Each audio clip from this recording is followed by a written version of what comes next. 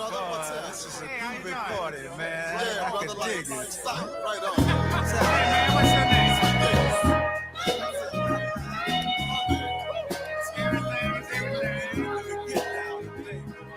Mother, mother, there's too many of you crying. All right. Good morning and welcome to the Earl Ingram Show. As always, you can join us at 844-967-2789. It's 844-967-2789. You can text us at that same number. Good morning, J. Calvin. How you doing, man? You know, I'm a little tired. The Bucks kept me up late last night, but I'm doing good. Yeah, man. You were at the game, and what was the energy level like, man? Oh, it was electric. Everyone was really pumped and into it. I was surprised how into it everyone was with how my expectations felt going into the game, but they surprised everyone and they survived to live another game. Well, your expectations and mine and many others weren't very high, considering that they were missing two of the best players in the game. Yeah, hopefully we can get Dame back for Game 6, but I'm not confident it Giannis sounds will like be we back. making them both back. But That anyway, would be nice. anyway, that voice is a good friend from many years ago, and a man that I respect immensely, Roger Quindale, who's a former, political guy in the city of Milwaukee, Milwaukee County supervisor. Hard to be a political guy with conscience. Yeah. I don't know, elected official with conscience. And that seems like so long ago, Roger. Yeah, it was. What was that, 20 years ago? No, it was only 15? It was let's see. He's good math. It had to be over 16 years ago. 16 years ago. We were both a little bit younger. In all my chronic pain once I left the county board. I haven't had it. Let me ask you. You spent how many years on Milwaukee County Board supervisor? 16. 16 years. What's your thoughts now as you look at it's really things have really changed tremendously. They've right? changed, and I'm hopeful, because I think we're coming out here on the roads, Right. and then I go like, we had this governor who was a county executive who turned down the train. Why on earth would anyone not want to get on a train that could be out here in 10 minutes, or be in Madison? I'm going like, oh, Madison football games at 140 miles an hour. Gee, I could be up there in about 25 minutes instead of one of my the day games at 1 o'clock is there's 5 or 6 stops. So you can't really drink, like if you're driving and having to go through well, you 5. can make up for it once you get at the stadium. But you got to drive back. But you got to drive back. That's the unfortunate part. So I also want to welcome Mr. Mark Foreman, another good friend. Hey, Mark, how you doing, sir? I'm good. Good morning. It's always good to have you around, man, to see you. Yeah, thanks. And so I asked you guys to come up because for people who don't know, you are both wounded veterans of the Vietnam War. And as I've been watching and paying and focusing and hearing, drums rattling about where are we going to get engaged next? Is it going to be China? Is it going to be? I mean, it's like they're talking like there's a game going on. Who's going to be the next? Are we going to be ready for China? I'm like, man, what are you people talking about? Yeah, they don't understand it. And plus, we have a country where there's the vast majority of people don't have any obligation to service. So it's easy to send other people, well, they're volunteers. But in fact, the military is short, a lot of people. They can't fill the quota, despite the fact that when I was in, I think I made $200 a month in Vietnam. Right. That's what I made. But who's going to rush into a war, a place where they're going to send you halfway around the world and tell you that you're fighting for democracy? Right. Yeah. You guys were there. You guys were in Vietnam. You spent a lot of time, a lot of your lifeblood. So, Mark, tell us about, for those of us novices, only 1% of the people actually are engaged in war. Tell us what that's like so people will stop acting like it's some kind of video game. Yeah, that 1% represents those of us who are in actual combat. The rest were all support troops in the rear. Yeah, I joined the Navy not because I was a patriot to the country, even though I am a patriot, but I don't believe in going into all these wars at all. The wars, you look way back when we first created this country and took it away from the natives. We have been on the march to control the world. That's the way I see it. That's why we've got so many bases all around the world. It reminds me of Rome, and how Roman interests were spreading all over the Europe area anyway. Um, yeah, I went to Vietnam knowing I was risking my life. I was a Navy corpsman with the Marines, so I was definitely in combat, and I saw the horror of it all. I was a medic. We call it a corpsman. Um, so I was working with the wounded, um, and not on well. I I'm jumping No, take your time. mentally. I'm jumping all What over happened the to you? place. Um, I was wounded on a mountain. There were 84 of us Marines. We ran into an encampment of 1,500 North Vietnamese regulars. They had us surrounded as soon as we got to the top of the mountain. They killed or wounded 80% of us in the first 5 to 10 minutes. And it was, I cannot describe the horror of it. The screaming, all the machine guns. Um, it left quite an impression on me, as you might guess. But I was wounded. My right hip was blown off.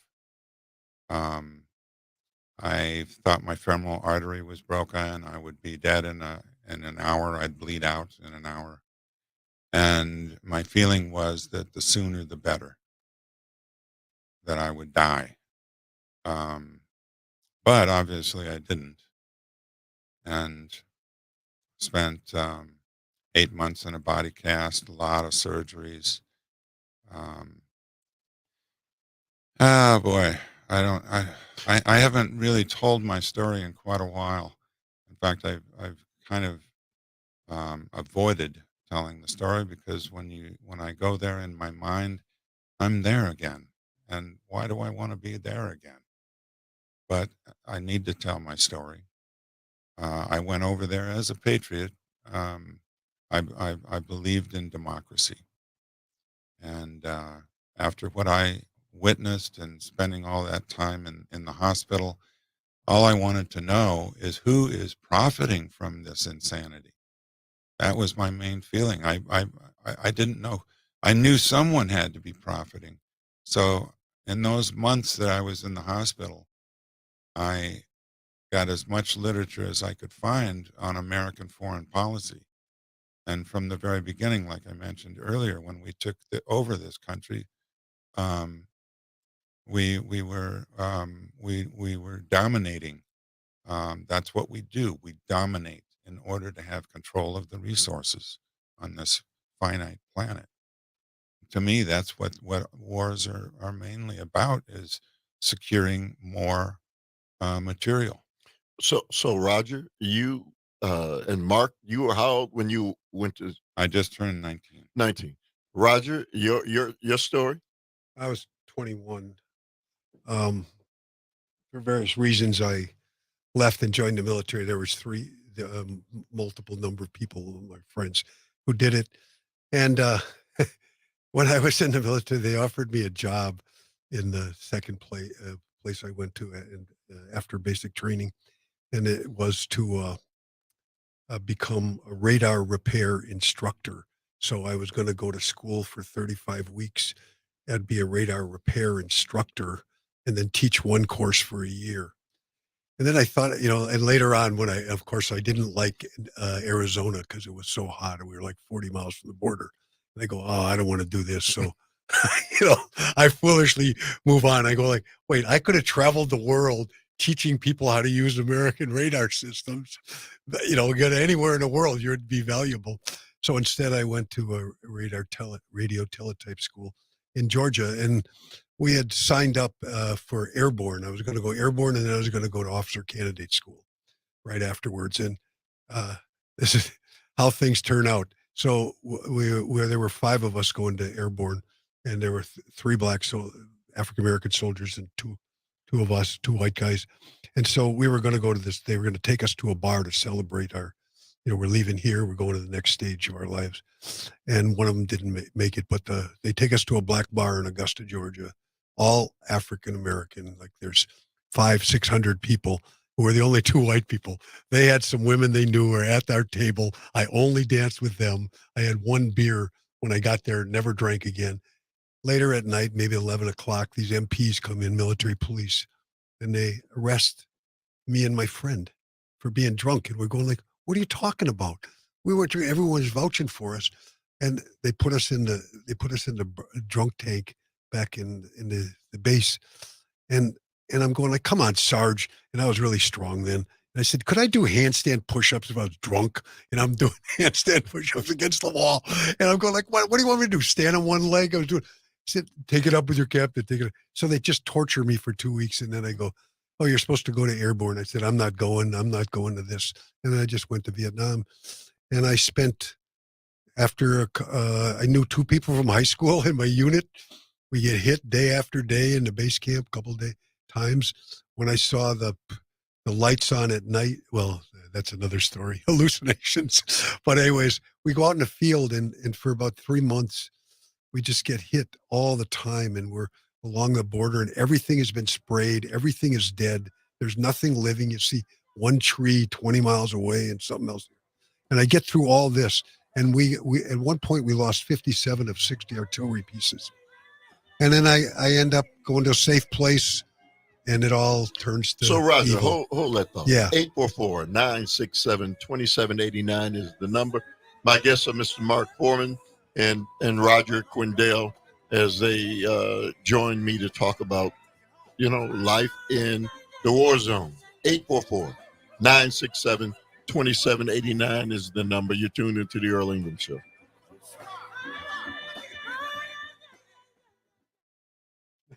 You guys are doing well. This seems so familiar.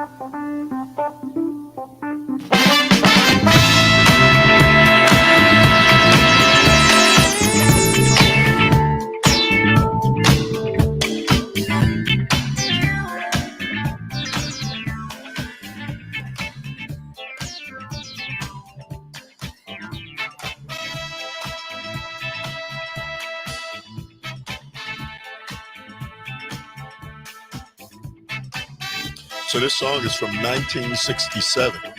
Wow. When you guys were plying your trade. I was just going to say, you know how to pick pick the music. Welcome back. I can dance in my seat. to the Earl Ingram Show. As always, you can join us at 844-967-2789. Text us at that same number. I'm joined by my good friends and guests, Mr. Mark Foreman and Roger Quindell. They're both wounded veterans from the Vietnam War. And I really wanted them, after watching 60 Minutes this past weekend and just watching families that have been really impacted by, things that happened with our military to those families, and the fact that they're in court right now fighting what the government knows was wrong, and instead of settling with the families, this thing is going to court. So what happened was they've all this jet fuel and in huge tanks, and they flow through pipes above the ground, 20 feet wide. I mean, you guys know the magnitude of our military. Mm-hmm. And one of the pipes burst, and so many gallons of the jet fuel spilled all over, got into the water, drinking water of people, and poisoned them. And yet, when it came time for the government to fess up, they didn't do it. Families have been impacted, children, and now it's in court as we speak. So I thought about you guys and what happened with you guys in Vietnam, and and even the guys with the burn pits, and wanted you guys to at least have a dialogue with the listening audience for all those people who are ready for us to send other young men to war. That what this really means, Roger. Well, so I get sent along the Cambodian border eventually, and we're up there for 3 months, and everything is dead. You go like, well, why is all the grass dead? It's all brown, and then way off in the distance, you see a tree or you see green, and we had sprayed it with Agent Orange. And Agent Orange had been banned in the U.S. and buried. They buried the whole town, the manufacturing town of Times Beach. They buried it because that's how deadly this stuff was. And then we just spray it everywhere. And the only thing that saved us was it was the dry season, because what gets it in you is wet. Right. So it was dry up there. But you also saw, miles and miles of everything is gone. And you think, well, this is what we're doing for these people. And, years later, after I spent 81 days in a hospital. I've never heard of anyone who's been that out of country that long and I lost 40 pounds, close to 40 pounds at the bottom. I think I weighed 122. I'd been 160, and I was maybe in the 130, low 130s. And they sent me back because I had a valuable MOS, military occupational specialty. And it was just like torture, because you pray you're going to get killed, that you get killed. I don't want to go through this again. So I lived through all that, but it just totally changed my perspective. And what are we doing when we could? These are people who are living on $2 a week, and we're spending all this money, billions of dollars, even back then, to destroy their lives. But the amazing thing is, I guess because they're Buddhist or whatever, but they were nice. They're nice to Americans. It's a big tourist destination. And I got to go back in 1983, and they were, like, oh, wow, they treated me nice and everything. And I was reading these things I'd written in stories, because I'm the veterans chair of the St. John's senior living place. So I have to prepare for Memorial Day. Right. And I'm reading this stuff, and it's just reminding me of how we casually treat people, both us, but other people in other countries, how we do it. But the Vietnamese, because of their religion and all, they're able to put that behind them. But I think the whole thing, when you're in a hospital and every bed is touching the bed next to you on the side, they're just totally touching. We're in the gym. Every hallway is lined with it. End of the Tet Offensive. My head is touching the head of another bed that's turned the other direction. And there's a narrow gap that most people can't walk down straight. They shuffle sideways. The doctor sees you pull down to the end of the bed. Doctor shuffles in, and then they look at you and stuff. And you go through all that. And that's how much misery there is, that we're just overloaded. The hospitals in the U.S. are full. Hospitals in Japan are full. There's no place to put all these wounded people. And you go like, what are we doing when we could, for a fraction of that cost, we could have done all kinds of good things for Vietnam. And you go like, and why exactly did we side with the people we sided? The people we fought the Japanese, then they fought the French for independence. And who do we hook up with? ARVN officers, the Army of Republic of Vietnam, who fought with the French against their people for freedom. Where's our July 4th and all the rest of it? Let's bring John from Boaz on. Good morning to you, John. You say what? Good morning, Earl. And nice to hear your guests.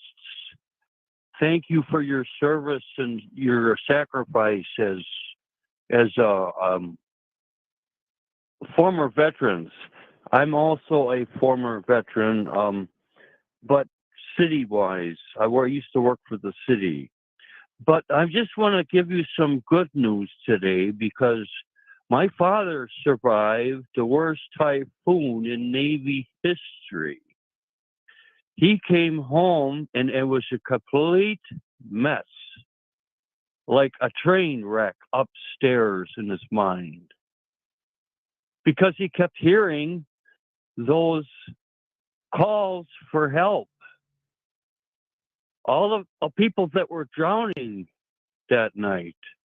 So, but he was able to come home and become a teacher for school children.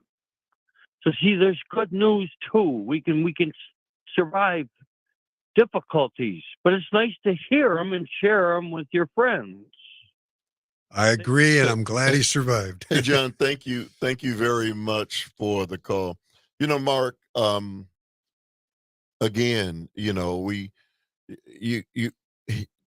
John just talked about the impact. We see the physical impact. What about the mental impact when you come back from the theater of war? That became a huge issue for me. It's not only that I have a physical wound, which was quite bad. My emotional body had changed. My intellectual body had changed. My spiritual body had changed. I was 20 years old when I came home. And I didn't, I knew, I wanted to believe that nothing had changed, that I was still the same guy I was when I went over there. But it became obvious to me. Do you want me to finish this up? Yeah, no, I need you to hang on, and you pretty good. You remember when you hear the music. 844-967-2789. My guests are my good friends Mark Foreman and Roger Quindale. 844-967-2789. We're going to continue this conversation on the other side.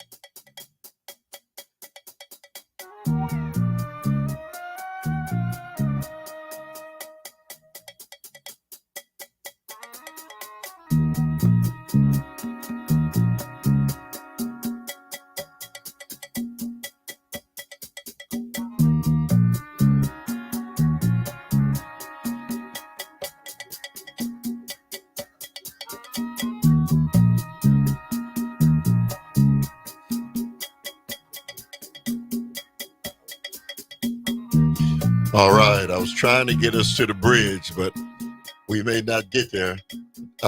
Welcome back to the Earl Ingram Show. As always, you can join us at 844-967-2789. You can text us at that same number. My guests are Roger Quindell and Mark Foreman. They are two wounded Vietnam veterans who spend their lives, making people remember, what transpired and supporting veterans. And it's easy to say thank you for your service, but I just think that what these men and their colleagues went through and the pain, as Mark said, that you never get beyond it. I mean, that happened when you were 20 years old, and how old are you now?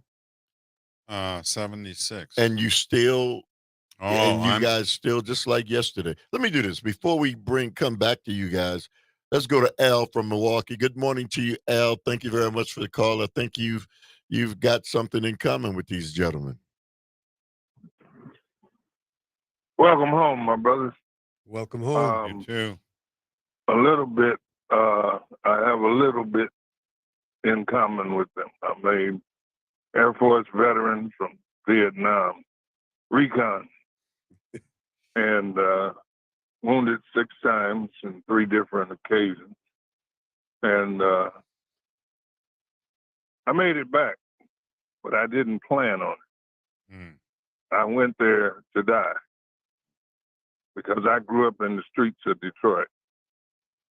My family was disenfranchised by this government, and my parents died when I was 4 and 5 years old. I grew up in the streets, living in cardboard boxes, eating out of garbage cans, etc.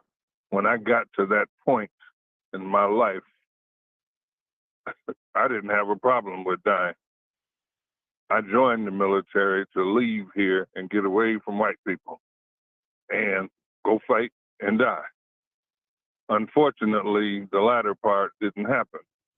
But on May 5th, 1967, I held my first cousin in my arms when he died in the middle of a Marine Pleiku. Brought his body back, and I volunteered to go back. And I went back. But because of my survival instincts of living the way I had, I didn't get killed. But I saw a lot of my people go down unnecessarily. And everybody asked the question, what the hell are we fighting for? Why are we here? It was all about getting somebody more money and more resources that didn't belong to the United States of America. We lost a lot more than 58,000 people, according to the statistics, because many came back mentally wounded to the point where they could not blend back into this society. Some of us were never in the society in the first place. Yeah, it was the most ill-designed war. On top of everything else, most of us didn't go over there as a unit, so we just went as an individual. And so it like I had a unit of 80 people, and I was the communications for the artillery unit, and there was 3 of us, and I probably served with 230 or 40 people because we had 18 deaths out of the unit of 80, and then we had about 110, 120 wounded. You just think, and then you have a turnover. So it's like the most ill-designed thing ever. But what you, and I remember of the hospital, a couple things. One is just this massive packing of all these young people. And then the other one was when I finally got to leave, I would go out to go to Tokyo, which is about 40 miles away, and get on their high-speed train that went 125 miles an hour in 1968, and I just was on the freeway at, at 0 to 15 for about 10 miles. So you go like, what are we doing? But the other one is I ran into a couple of people that had been in Hiroshima or Nagasaki, and they had this perfect precision stamp on their face, like someone had taken a metal cutter and boomed and it healed it, but it was just perfectly symmetrical. It was just like you could never do it by hand, or a machine could probably not do it. It was just like, but that's what we left, and we wiped out 100,000 people just like that, disappeared, and you go to send a message to the world. But we also today we have this thing where a tiny fraction of the population is our military. If everybody had to serve, this would be a different world, and we'd have a better place. Because the one thing about the service, I still remember when I got injured and I crawled to the medic. The medic was an African-American guy. He was our medic. So you don't care about race. You care about getting help. And then he did this thing for me because he was like holding my hand. I think he thought I was going to die because my face is, swelling up and all that. And when I was in the hospital, these people I had never met came to me, these black medics who were stationed in the base camp that he knew. And they said, when the morphine doesn't work for 4 hours, you got to get off. They repeatedly told me. And then when I was in Japan, when it happened, I sucked it up and went off, and it was really painful. But I saw people get addicted, if you don't get off, you get addicted. And that was that once we were in the combat, man, race didn't matter. We'd have these white Southern crackers, and they didn't want to deal with anybody black. But man, once you're in the under fire, you go like that. All gets lost because you all rely on each other. Mark, you talked about, and you always talk about, these wars that our nation is involved in, and you hear people say, well, we're doing it for democracy. We're sending young men all over the world to fight for democracy and our freedoms. Your thoughts on that? Oh, boy. First of all, when we came over here, we Europeans came over here and took the country away from those that had been here for thousands of years. Where am I going with this? That whole attitude, manifest destiny. This God is having us do this. I would like to believe that we are so righteous that we've got a handle on what's right and what's wrong, more so than any other country in the world. When you really look at our history and you really look at it, for me, it's nothing, but I shouldn't say nothing, but there's a lot of shame involved in this. What I was saying, what I started to say before was, when we're wounded, it's not just a physical wound. It's an emotional wound, a psychological wound, a spiritual wound, and it's a wound so deep that we don't know what to do with it. And the VA, they're doing their best. They really are, to try to help us psychologically, emotionally, intellectually. And I really appreciate their effort. But the trauma of war is so deep. More than 100,000 of us committed suicide within 10 years after the war ended. Vietnam veterans. Yes. That says so much about what war leaves with these young guys like ourselves, that when we were there. It is just so unbelievably beyond the beyond that our brains don't know what to do with it. And I spent my first 13 years after getting out of the hospital either drunk or high on some kind of medication, until I finally realized I was making the pain worse just in my mind to get those drugs. But when I realized that, hey, I have become addicted, I'm an addict, and my brain would not admit it. It did admit that, and anyway. So it took me 13 years to realize that I was addicted, that I had this addiction. Um, so that sent a message to me once again that there are things going on because of what I witnessed and what was done in Vietnam. Things are going on that are just so horrific. And these young guys, like we were many decades ago, we need help figuring out where to put it. And the VA hospital, I'm very proud of what they've been able to do in the last, well, since the mid 90s. So, so Al is back, and one of the things that I guess I wanted to ask you guys, because you guys work with veterans, you know, a lot of the homelessness that we see and continue to see are veterans still. After Roger, you guys, and even Al make this effort to try to rescue veterans, um, you know, they just don't. They're used to doing things on their own and being on their own, and so the damage that's done sometimes is irreparable. Al, you want to respond to that? Yeah, we see. You got to understand the training that we went through. We are trained to survive in any conditions, anywhere. And basically, when the people come back and they reach out for help and don't get it, then they go into survival mode and do what they have to do. I was formerly the vice president of the Center for Veterans Issues and the National Black Veterans Association.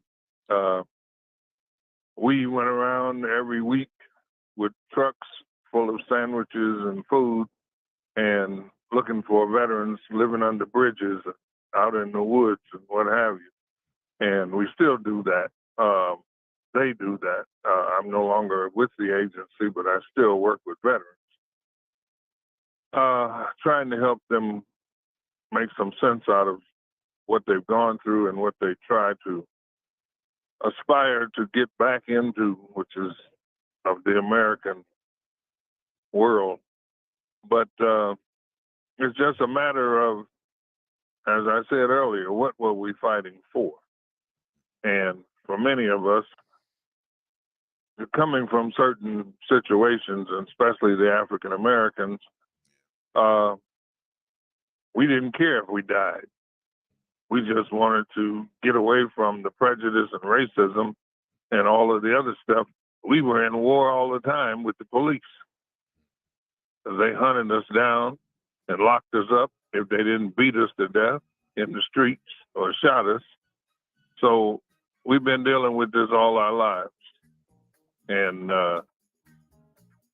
the National Association of Black Veterans and the Center for Veterans Issues was born in Milwaukee by 4 African American Hey, Al. Hey, yeah, Tom Wynn I and the wish I gang. wish I had more time. We got to let you go, but thank you very much as always. 844-967-2789 is the number. You guys can chime in, ask any questions you want to of my good friends Roger Quindell and Mark Foreman, a couple of Vietnam veterans, and they would appreciate the dialogue with you. You're tuned into the Earl Ingram Show on 540 AM WAUK.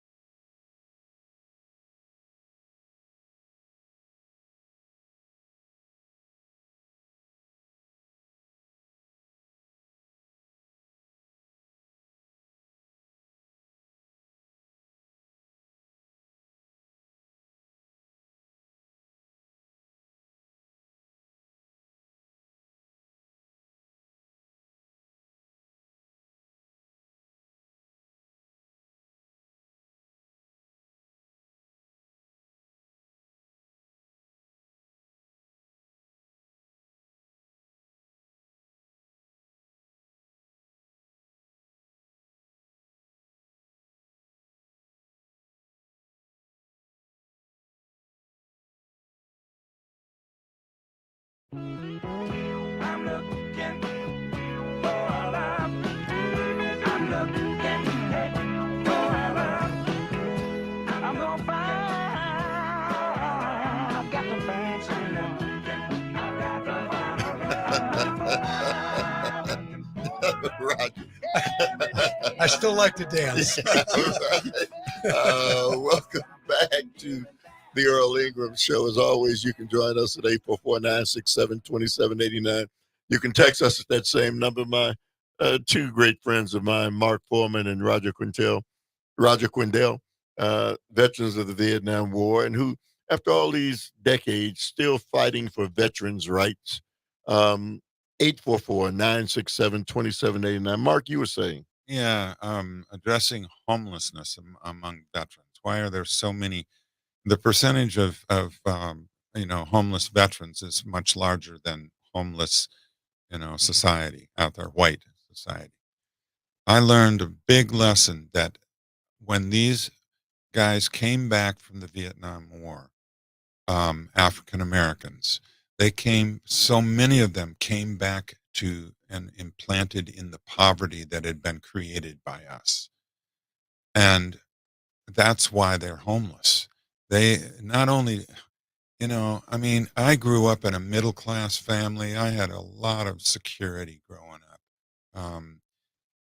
Being in poverty is not secure. And so they went over to Vietnam with all this stuff to deal with, and they came back from witnessing how horrible it was. But it was a big lesson for me as a white guy to realize that homelessness has so much to do with being born in poverty and not knowing anything else. So I just wanted to share that with those that are listening. Poverty is the beast. All right. I work with Mark. This is what kind of moved me from back into the VA eventually and all that. But we work with these homeless vets. And when we first started, we'd be meeting at the guest house on Valete Street, and there'd be 20 guys, and we would try to help them. And we started going out to under the bridges where they hung out and this and that and talk to people. And I think the one thing, even when they're down and out, they have it in them that they were at one time able to be very disciplined and have their life in order and do everything right. And we would work with them, and then we'd help them get services and send them to 35th and Elite and all this. And eventually we actually ran out of people to work with because there were so few. Because that's how I first started learning about the VA again.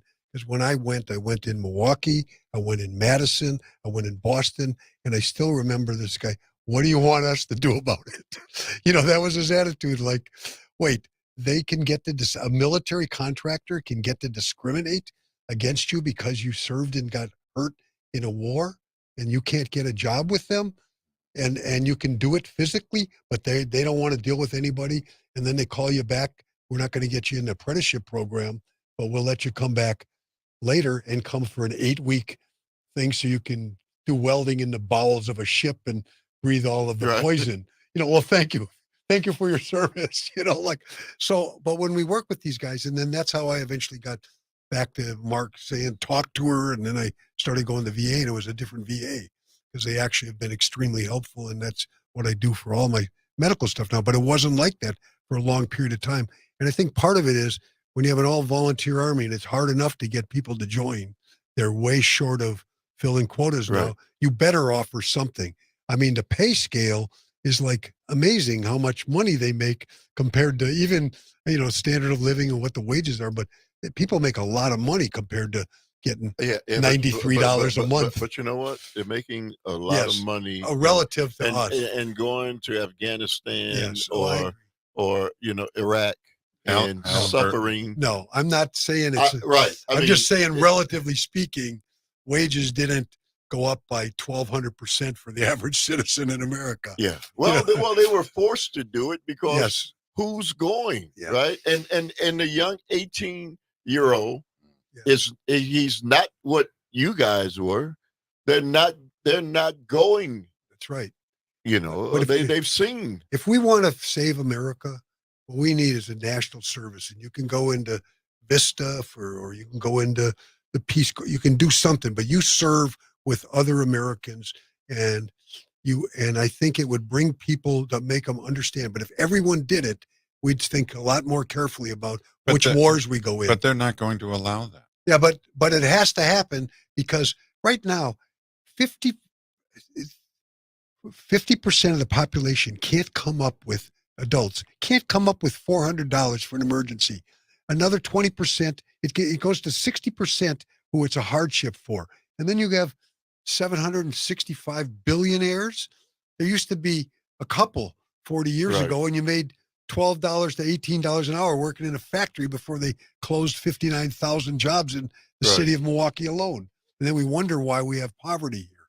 You attract people to come to work, and then you take the work away from them, and then you wonder why you have all these social issues. Well, Roger and Mark, clearly as we get closer to Veterans Day and those kind of things, I want to bring you guys back because I just thought it was important for the listening audience to hear from two guys who've dedicated their lives after surviving Vietnam to helping other men who have been impacted and affected.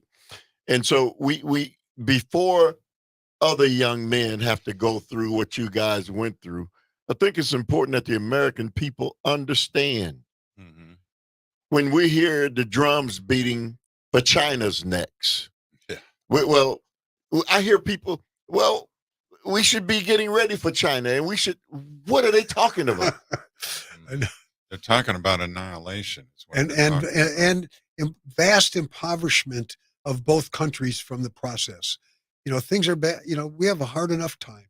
We don't fix all the things. We don't have a high-speed rail. You go to Europe and you could have hopped on a train and been here in 5 minutes. Well, and healthcare is horrible. Most people don't have it. Yeah. I usually, my bills the VA sent me to, I'll say their name, St. Mary's Hospital. It was $140 the first time.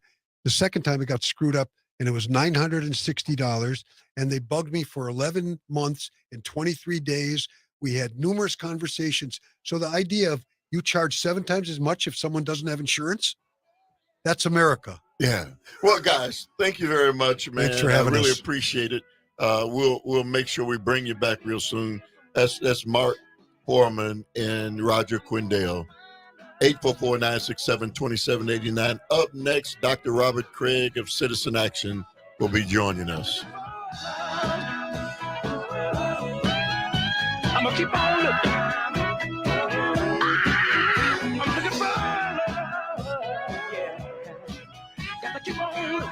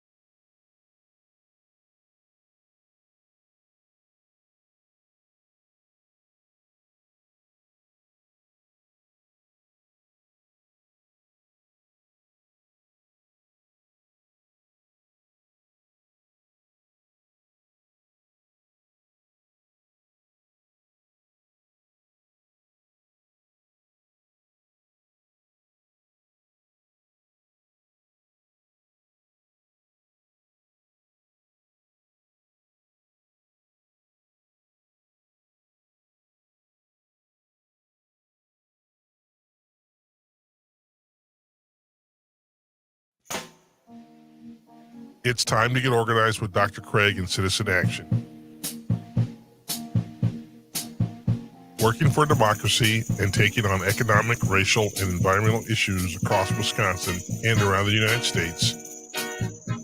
Here's Earl Ingram with Dr. Robert Craig. All right, and welcome back to the Earl Ingram Show. As always, you can join us at 844-967-2789. It's 844-967-2789. Text us at that same number. It's Wednesday. That means Wednesdays with my good friend, Dr. Robert Craig, Executive Director of Citizen Action. Good morning to you, Dr. Craig. How you doing, sir?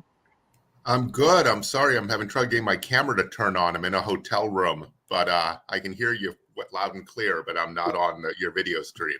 Well, that's fine, Dr. Craig. A lot to talk about as always. So you are, as you move around the state celebrating 40 years of Citizen Action, where are you at today? I'm in Eau Claire, Wisconsin. This was our last of 5 celebrations. It started in Milwaukee in early March. So we had a huge turnout last night. I think seemed like most of the elected officials in the region, all the state legislators, state senators, folks like that, people running for all 3 candidates for Congress up here in the highly contested 3rd congressional district. So it was a good night, and I talked about the role of understanding our roots and our history and what our daddy is in trying to figure out what we need to do now in the present and with all the crises we're facing this year, Earl. You know, a Citizen Action, Dr. Craig, for those who aren't familiar with it, let's talk a little bit about what Citizen Action is. So we're founded 40 years ago as the Reagan era was just getting started, and the rollback of a lot of the major advances of the 20th century and the New Deal and the Great Society, and in Wisconsin, and a lot of great progressive legislation that originated in Wisconsin. And so we're statewide. We do contest in elections because elections are where issues are discussed and where we decide who lawmakers are going to be, and governors and presidents, and make the decisions that affect our lives. And we work, and because we work across the state, we actually work very hard, or our members do, to bridge the urban-rural suburban divide. We know a lot of the problems in our country is the deliberate division among people who live in different places, that don't look the same, etc., and that prevents us from solving our joint problems. So we're very deep in healthcare reform, guaranteeing healthcare not as a commodity as it's treated now, but as a right. And in fact, up here in the Chippewa Valley, Eau Claire, Chippewa Falls, and I know you have stations up this way, there's been a massive series of closures of 2 major hospitals, 90 clinics, because one of the health systems simply pulled out. And it's because we deregulated the hospital industry, let them build giant monopolies, simply seeking profit. And the 2 larger systems, Mayo and Marshfield Clinic, put the other out of business, but don't provide a lot of the vital services that are less profitable, like mental health, basic access and critical care, that the system that went out of business or went out of business in this region did. And so it was very much like, it looked just like Walmart putting Shopko out of business. Remember Shopko? Yes, sir. And it's understandable. One's much bigger than the other, can undercut it and take away its major sources of profit. That's what's happening in hospitals. And this is life and death. When Shopko left, okay, some people liked what they offered better than Walmart, but it was not the end of the world that you couldn't buy your clothes or VCRs or TVs at Shopko.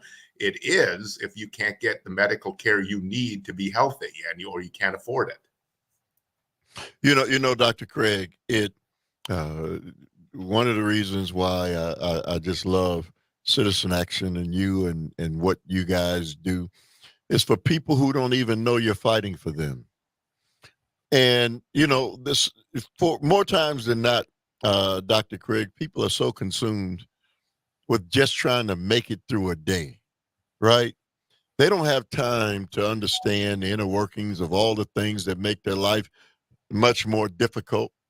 and the fact that there's still somebody out there, even though those of you who are fighting to make sure that people have a better opportunity. Dr. Craig, is very small, and you're not financially well heeled to deal with the people you're trying to, you know, explain and educate people about. You're still at it. Why are you guys still at it? And I'll say a little bit, because I talked about this last night in my presentation with all of our members and supporters up here. And in fact, I'll relay it back. Milwaukee is in the New York Times this morning, and I'm quoted in it, so it'll relate back to what we're doing in Milwaukee as well.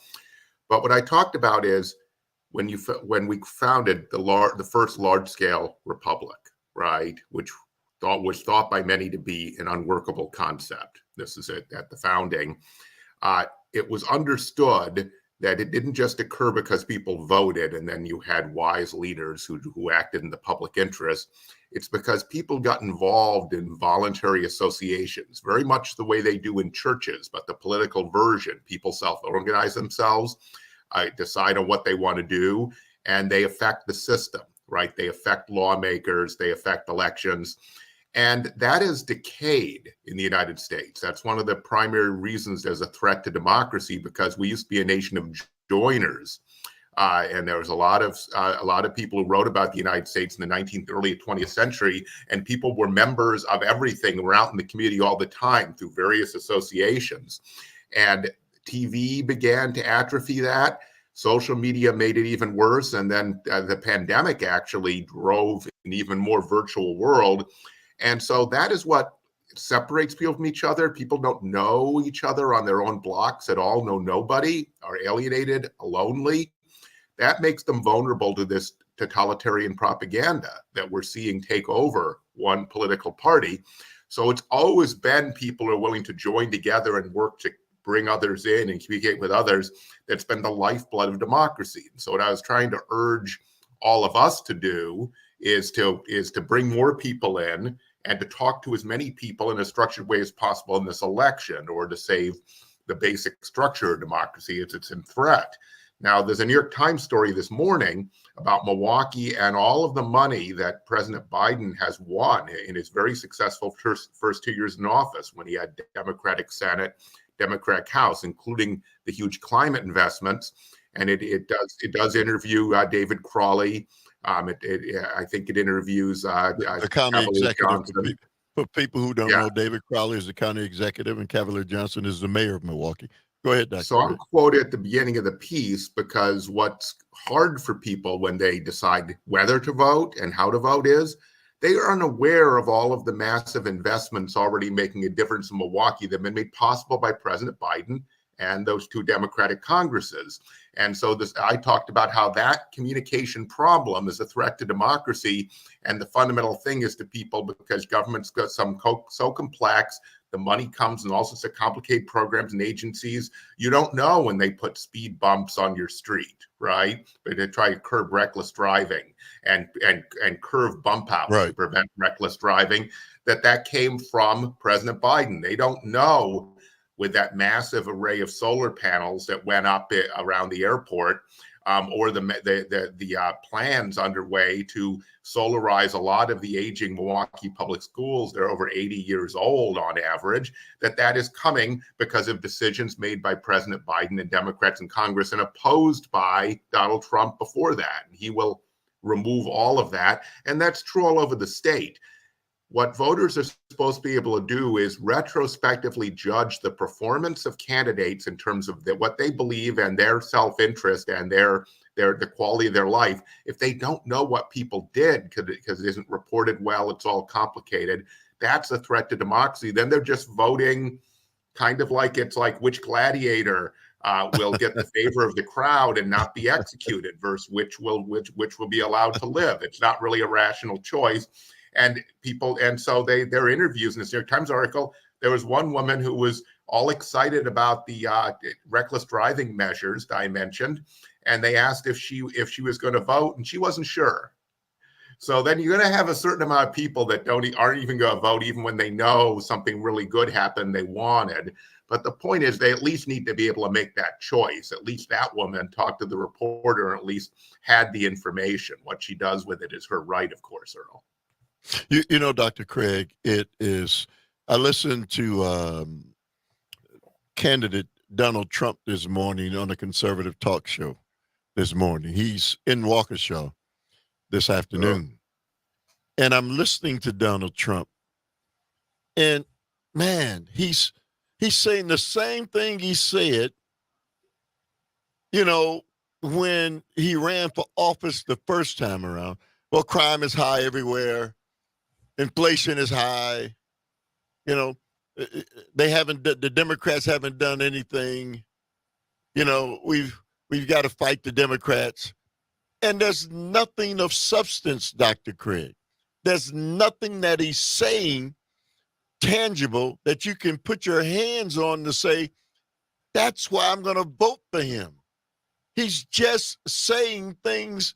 Well, you know, they've got me tied up in court right now, and they're going after me because they don't want me to be the president. I mean, just nothing. He's saying nothing. And yet, you know, we're still in this tight race. Excuse me. For the life of me, I don't understand it, Dr. Craig. I just don't. Now, I'm not a professional wrestling fan, but it's like watching professional wrestling and Donald Trump's friend Vince McMahon. In fact, a French philosopher, Roland Barthes, wrote a famous article about pro wrestling as a metaphor for the bad kind of politics and how they work the same way. So he's just doing whatever they do, hip flips, flipping them over on of his opponents. And that's all he does. And so there's a whole lot of noise signifying nothing, right? Though what is important right now is, my God, the whole media is punting and misleading tremendously on these campus protests. And I had on this morning, not only Morning Joe, but Fox and Friends, and then my old friend, because I was on his show a number of times during the Act 10 protest, Stuart Varney on Fox Business, where he and Jim Jordan were doing a lot of disinformation this morning. So, Dr. Craig, hold that thought. 844-967-2789 is Wednesday. That means Wednesdays with my good friend and guest, Dr. Robert Craig of Citizen Action on the Earl Ingram Show.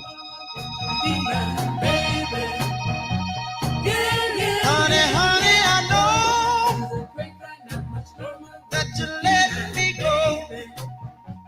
And I heard it through the grapevine. Ooh, I heard it through the grapevine.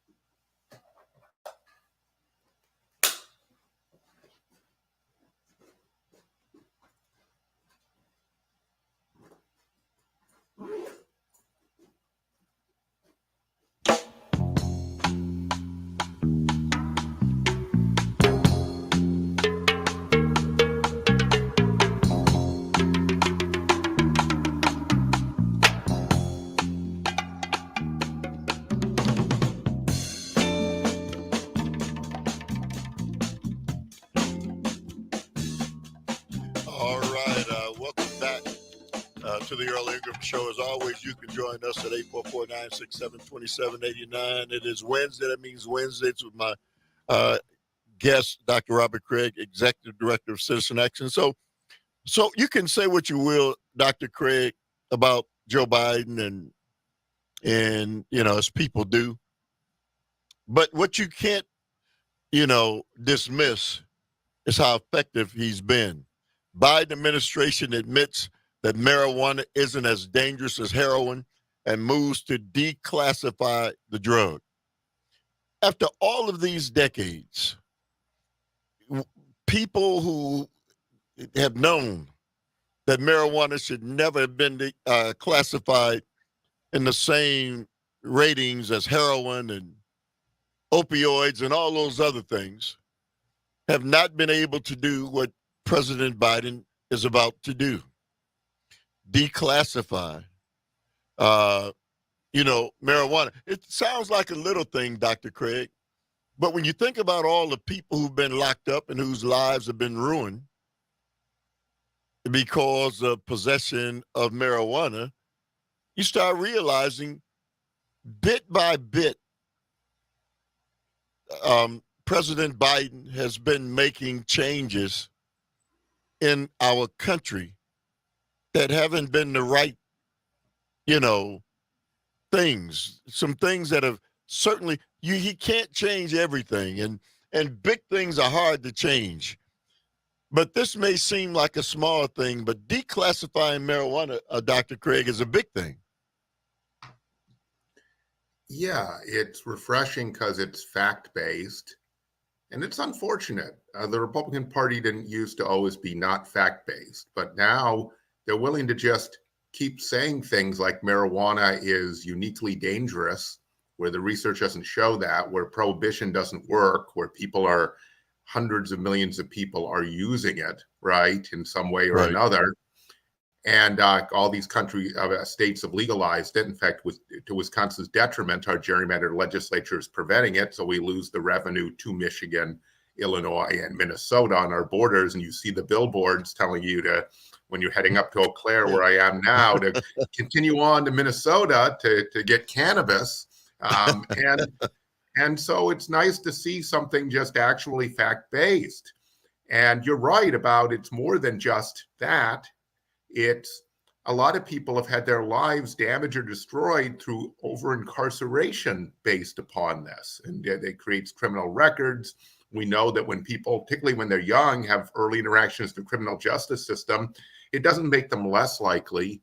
It makes them more likely to have further problems, which is an example of how we've created a criminal justice system that doesn't help people, doesn't keep them out of trouble, that actually harms them, right, in tremendous number of ways, and harms their families by ripping apart the social fabric of the communities that have been over-incarcerated. There are zip codes in Milwaukee that have among the highest incarceration rates historically in the country, and you have high percentages of people that either are on parole or are formally incarcerated and no longer under any kind of supervision. And you find that out when you knock on doors to get people to vote. You get completely clean-cut working people saying, "Oh, I'm still under supervision, so I'm not allowed to vote." Yeah, it just is nonsensical. Let's go to the phone lines, and Cindy from Appleton. Hey, good morning to you, Cindy. Your thoughts?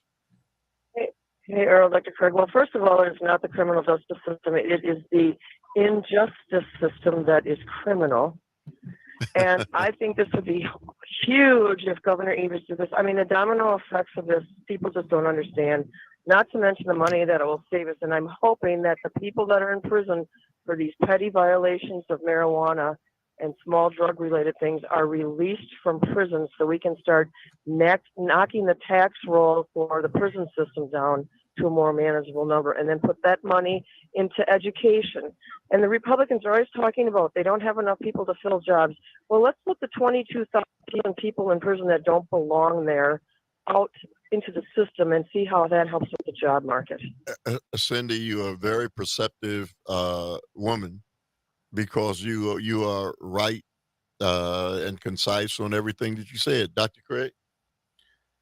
And in fact, Governor Evers, to his credit, put this in his budget, the last two budgets. The gerrymandered legislature doesn't represent the people, simply ignored all of it. There was some talk about them doing medical marijuana, and they couldn't even bring themselves to do that. But it's on the ballot, Cindy, this next election, because we now have fairer maps.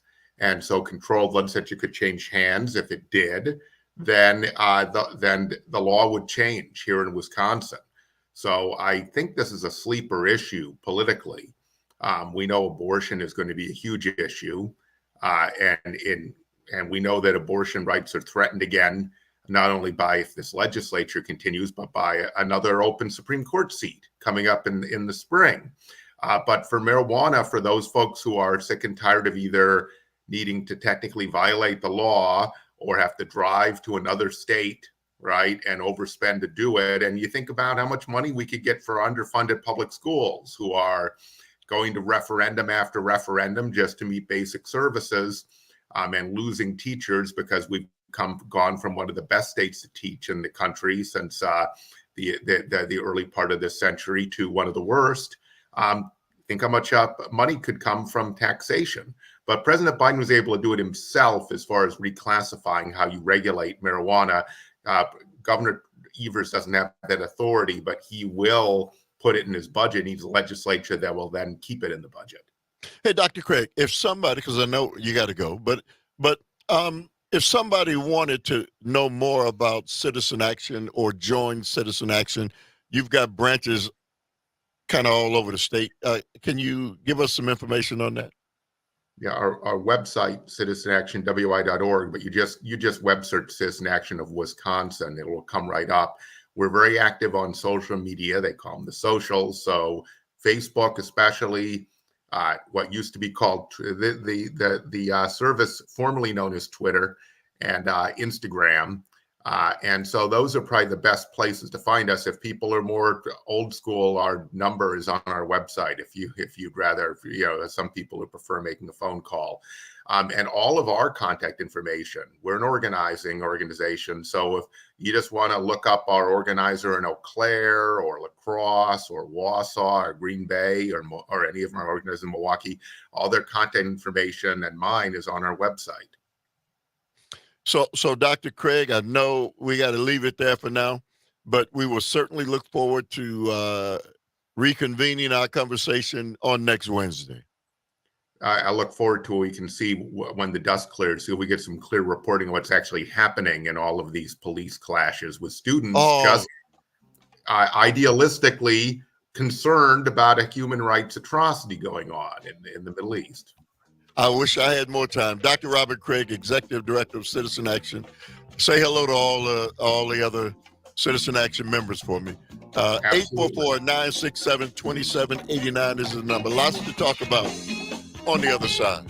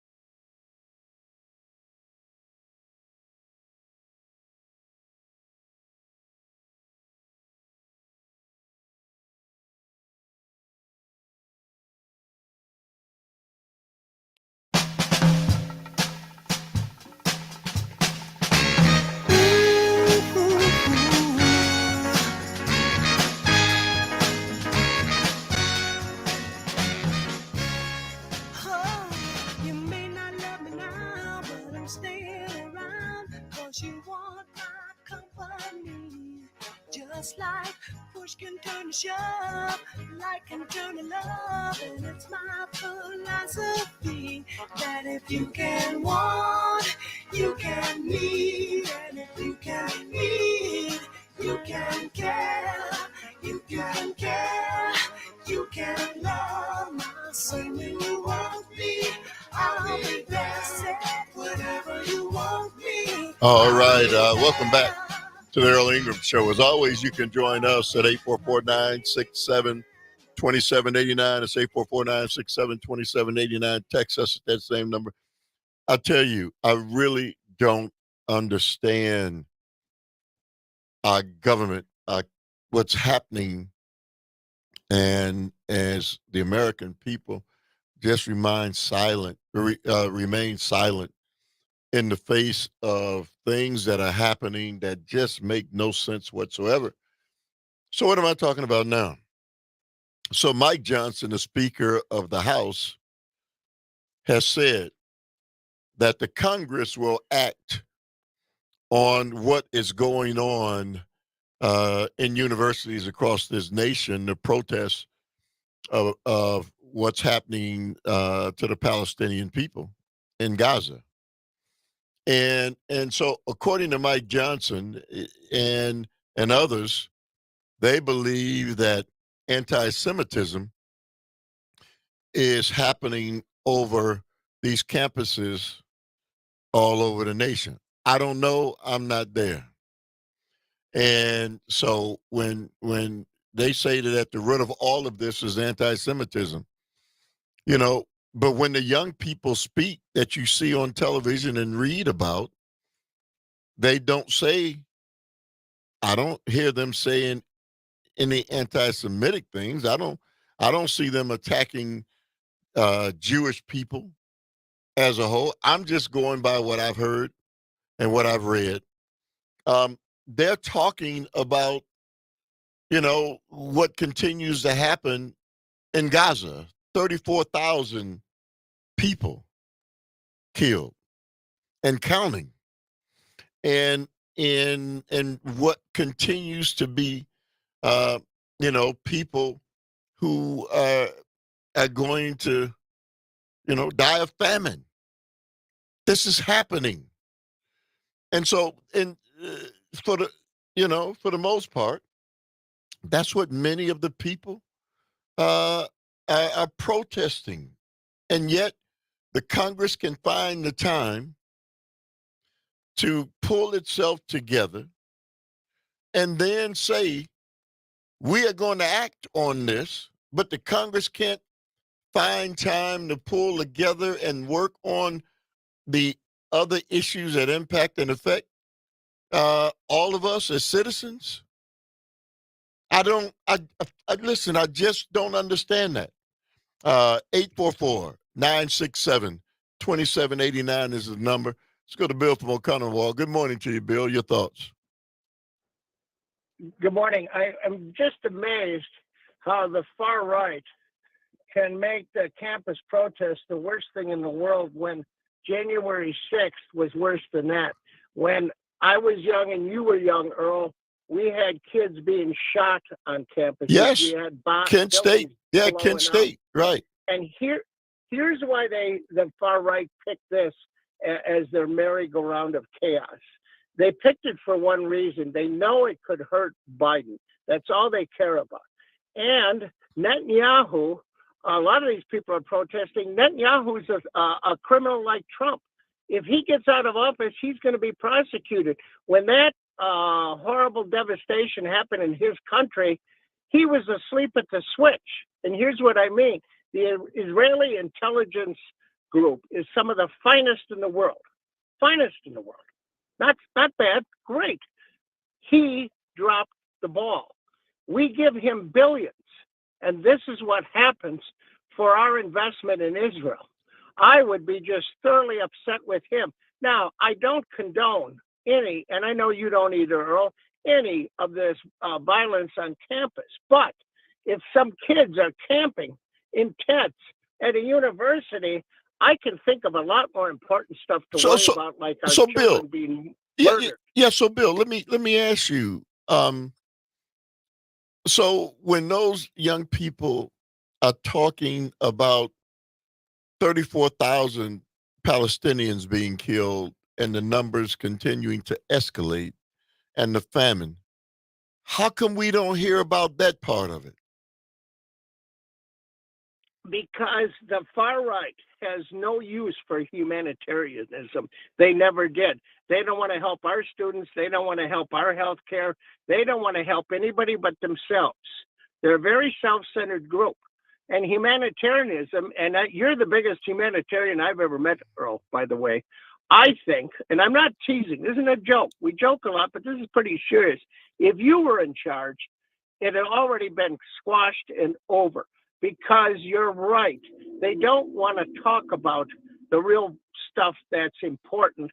They want to do anything that's driven by politics. Yes, sir. Period. Yeah, thank you very much, Bill. I really appreciate it. Let's go to Malik from Racine. Good morning to you, Malik. How you doing, sir? I'm doing well, Earl. Good morning. Good morning. I just wanted to comment and say that with regards to anti-Semitism on campuses, it's actually a great thing because on campus we're seeing a lot of organizations that are Jewish-ran sponsoring and voicing their voices for Palestine. So there's a lot of Jews speaking for Palestine. And as of right now, all over the country, I haven't seen one Palestinian demonstrator try to, say inflammatory remarks for, Israelis to try to get them to, commit violence. But I've seen the opposite.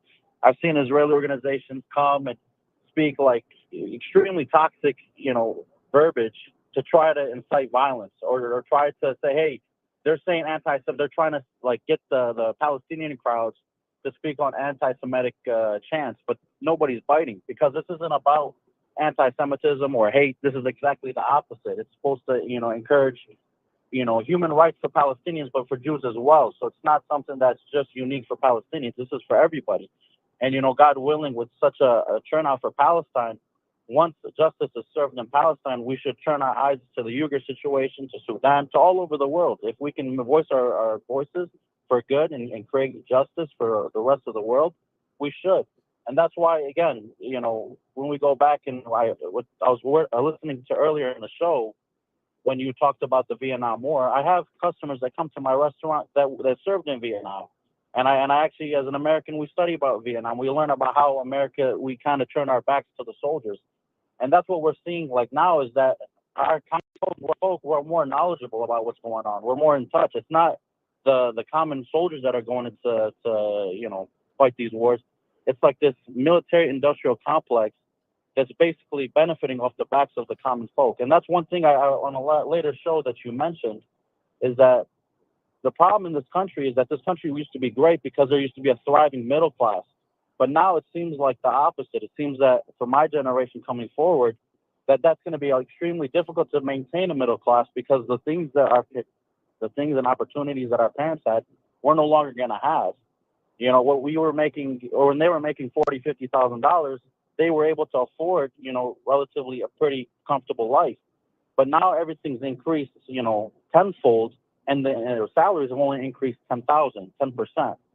So it's like we can't catch up to how everything is becoming more expensive. Our generation is not going to be able to live that standard of life that we're accustomed to because things are just way too expensive and our salaries haven't matched that yet. So Malik, let me ask you. That's why I think everything is interconnected. Let me ask you this before I let you go. So the Congress, and Speaker Mike Johnson and the Congress are going to step in and address what's going on the campuses with these protests. I mean, what are your thoughts on that, man? Well, again, Earl, for me as a Palestinian, as an American, I've known that there's been foreign influence on our Congress. When our Congress is being paid millions of dollars to send billions of our dollars to overseas and foreign policies and foreign wars, they don't have American interests at heart. And this has been evident from the beginning since I've been a young person to now. And now it's just been a lot more exploited. Like people are becoming more aware. You can follow channels on Twitter and they indicate exactly how much money each candidate has received from, foreign lobbies like AIPAC. I think when I last checked, Tammy Baldwin, she received almost $430,000 from AIPAC. Ron Johnson received over $300,000. So these are just Wisconsin politicians that have received, millions or thousands of dollars. Whereas like guys like, Ted Cruz, he received almost 1.4 million. I forgot what was the figure for Joe Biden, but regardless of whether you're Republican or Democrat, it's almost evident. Like, it's not even a theory anymore. It's not a conspiracy. It's nothing. It's pure evidence that American politicians have been bought out, and they're willing to sell our American tax dollars for their own benefit, essentially. Hey, Malik, thank you. Thank you very much for the call. Let's go to Tom from LA. Good morning to you, Tom. You say what? Good morning, Earl. First off, we the people ultimately are the government, and we must never forget that. Also, I agree with Malik. Money in politics is at the root of all of this. Citizens United. Anyone that doesn't know about it, please educate yourself about Citizens United and the amount of legal bribery that has happened within our system through the conservative Supreme Court, may I say. Earl, I have a question. So why is it that on these campuses, okay, the leaders of the school can say, okay, now we have heard you, especially if it's students on the campuses. If there's agitators or whatever from the outside, I don't know what you do except for maybe, arrest them or whatever it might be that's causing violence. But if you have peaceful protests and now you have an issue, who are the leaders behind these movements? So basically you could take 10 people from one side, 10 people from the other side. You could actually have a debate in an auditorium now that the protesting is done, so we could actually come to a common consensus between the two. That's what college is supposed to be about. It's about learning. It's about figuring out how to do things, not through just war, but actually being able to communicate with each other to actually find solutions. So I just don't understand why it is that they don't lower the temperature, except for the fact that the media loves anything that, that bleeds, it leads. They can never go with a peaceful protest where that would make the news. But what do you think about that in terms of, okay, now that we've gotten these things, calmed down by the police or whatever, someone come out and say, hey, look, we heard you. Now let's have a debate. Let's really have you be heard. Not just by your protesting, but let's actually have it just like you do, Earl, when you have a show and you have different points of view. Well, Tom, one of the things that I don't think we should be doing is having the Congress step in and determine what's going to happen on the campuses. It's not the place for the Congress. If the Congress can't deal with the everyday issues that impact and affect the lives of the American people, yet in this instance, they can step in and come up with, the ideas and plans, and we're going to govern in this manner. I think that's something that should be questioned. They can't deal with any of the other things that people are struggling with, but in this instance, they're going to step in and they're going to make these decisions on what people should be protesting, why they should be protesting, and whether or not those protests should be broken up. I don't think that's the place for Congress. It hasn't ever been before, and it shouldn't be now. 844-967-2789 is the number. The phone lines are always open on the Earl Ingram Show. 844-967-2789. Until that future day when you want me all the time, 'cause if you can walk, you can yell. If you can be, baby, you can fall. And if you can care, you can love. So when you want me, I'll be there. I'll be there whenever you want me.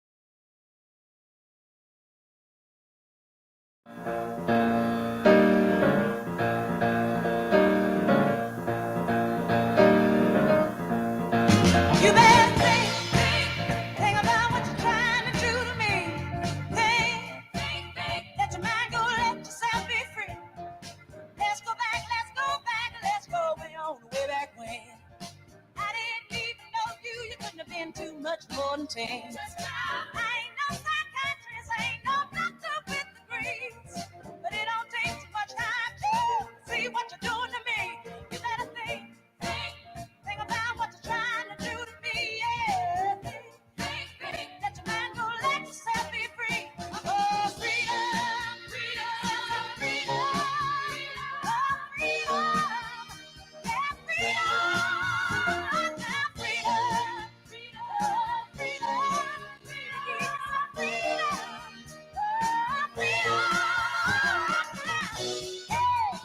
All right, welcome back to the Earl Ingram Show. As always, you can join us at 844-967-2789. You can text us at that same number. It's talking a little bit about the fact that Congress is Mike Johnson, the House Speaker, wants to step in and have Congress kind of control what's going on these college campuses. And I just thought that, it's not a place, I think, for the Congress to step in. That's something that should be done by the local people, and this Congress has more than enough issues to deal with. Let's go to the phone lines and Cindy from Appleton. Good morning to you, Cindy. You say what? Hey again, Earl. Well, I couldn't agree with you more. I mean, we have a country with affordable housing issues, food insecurity, people who can't afford child care, can't afford health care. We have homeless veterans, for God's sakes, hundreds of them. And our Congress wants to go to war with the students on campus. I mean, and then they talk about anti-Semitism. Look who's calling the kettle black here. These Congress people, I swear to God, it's time to vote all the bums out. We need to start over. Hey, Cindy, you said it better than I could. Thank you very much for the call, and thank you for participating. Let me say this quickly. I got an announcement to make. America has 750 military bases all over the world in 80 countries. 750 military bases in 80 countries all over the world. It costs $180 billion a year to keep them functioning. Let me run down the top 13 other nations and the amount of bases that they have around the world. France has 5. Don't forget, we have 750. Saudi Arabia has 21. The United Kingdom has 60. Japan has 1. Italy has 1. Israel has 1. Australia has 2. And China, the people that we're terrified of that's coming to get us, 1 military installation base outside of their land. The United Arab Emirates have 3. India has 3, and Turkey has 3. We have 750.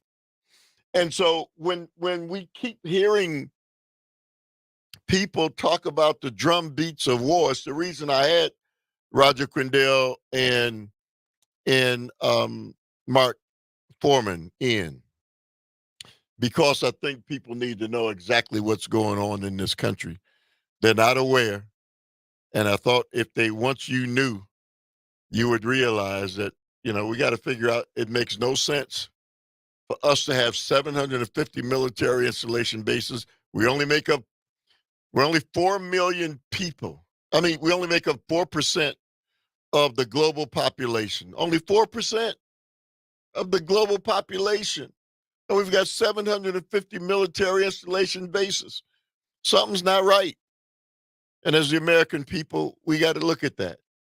And then we need to bring pressure on those who have us going in this direction. Let me talk about tomorrow's show. Got a great show lined up for tomorrow.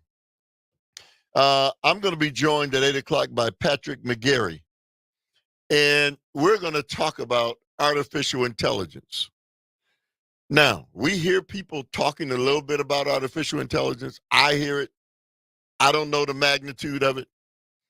But Patrick McGarry and I are going to have an in-depth conversation about artificial intelligence, what it is, where it's headed, the impact of it in the future on your and my everyday lives, the impact of the jobs that'll be lost, who's making the money, and why, these chips. What are the chips? Most of us hear chips, we don't know what that is. I know I don't or didn't, but we're going to have an in-depth conversation tomorrow with Patrick McGarry about what's happening in this country and across the world, the impact of chips on the future of this country and the future of the world. It is an amazing, amazing thing. It's terrifying in some aspects, but in other aspects, what these things are able to accomplish and what they're able to accomplish with this is amazing. Calvin, you know much about chips? I might know a little, but I'm looking forward to learning more for sure. Yeah, man. I mean, the chips, you see video games, right? And all of those, the way the video games have, back in my day, we had a video game called Pong, man. You've never seen it, right? I've seen Pong. Well, I remember when Pong first came out, and we were all excited, man. Wow, we could look at this. And it was a line in the middle of the screen and two balls, and you could go back and forth. And we thought that was spectacular. Oh, yeah. Video games are out of this world these days. And then with virtual reality coming, man. It's insane. That's from the chips, right? Yes. And what those chips can do. Now, the other side of it is, the chips, the robots. And I was talking with the gentleman I'm going to have on tomorrow, Patrick McGarry, about what I've seen, the changes. And, some people are going to be left behind, Calvin. When you bring that kind of technology to bear, people are going to be left behind. Anyway, wish I had more time. We got to go. Up next, Jane Matnair and Greg on Matnair on air. I want to thank Roger Quindell and Mark Foreman, as always. Thank all of you. Get out and enjoy the weather. 70 degrees. You've been tuned into the Earl Ingram Show. See you later.